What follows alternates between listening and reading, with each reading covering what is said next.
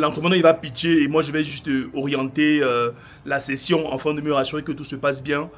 Je vais me rassurer aussi que tout soit dit pendant le call, mais surtout, j'ai aussi pour but de rassurer l'investisseur parce que je fais un travail en amont, que ce soit la documentation, la structuration de la boîte, que ce soit les descentes sur le terrain, la visite de l'entreprise et tout le reste. Donc, je prends justement la peine sur le call aussi d'orienter la conversation, d'orienter la séance de pitch et de rassurer l'investisseur de la crédibilité de l'entrepreneur et de la crédibilité du deal en l'occurrence. Donc, 15 minutes avant, je serai sur le call d'abord avec Albert, 15 minutes avant, le temps de tout organiser afin de me rassurer qu'ok, son pitch est bien structuré comme il faut et qu'il ne fasse pas d'erreur. Donc, j'aurai 15 minutes pour échanger avec Albert.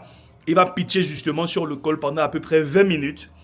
L'investisseur en question va poser toutes ses questions.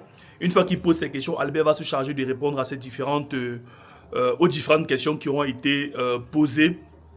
Et peu importe les questions qui seront posées, justement, ce sera à l'entrepreneur de rendre le projet beaucoup plus crédible et d'apporter un argumentaire intéressant afin de convaincre l'investisseur derrière.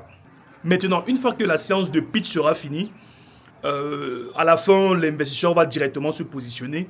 Si jamais il est intéressé, il va le dire clairement. Si jamais il décide de prendre, de faire partie du deal, il va le dire à quelle hauteur. Parfois, pour ceux qui ne sont pas encore sûrs à quelle hauteur ils peuvent partir, on peut les laisser 24-48 heures le temps de se décider. Mais il y a un délai justement pour eux s'aventurer, c'est-à-dire transférer les fonds. Et avant aussi, on prend la peine de se rassurer au niveau des juridictions afin d'avoir un contrat juridique assez clair qui encadre justement l'investissement.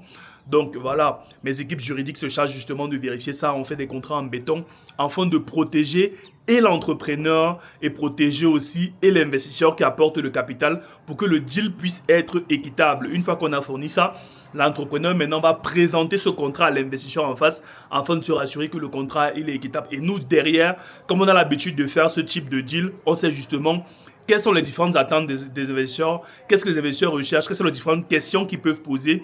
Et nous, derrière, on se rassure justement de bien organiser ça afin que le contrat soit justement équitable. Parce que je dis toujours aux entrepreneurs que plus le deal il est équitable, plus les entrepreneurs ou les investisseurs qui te suivent.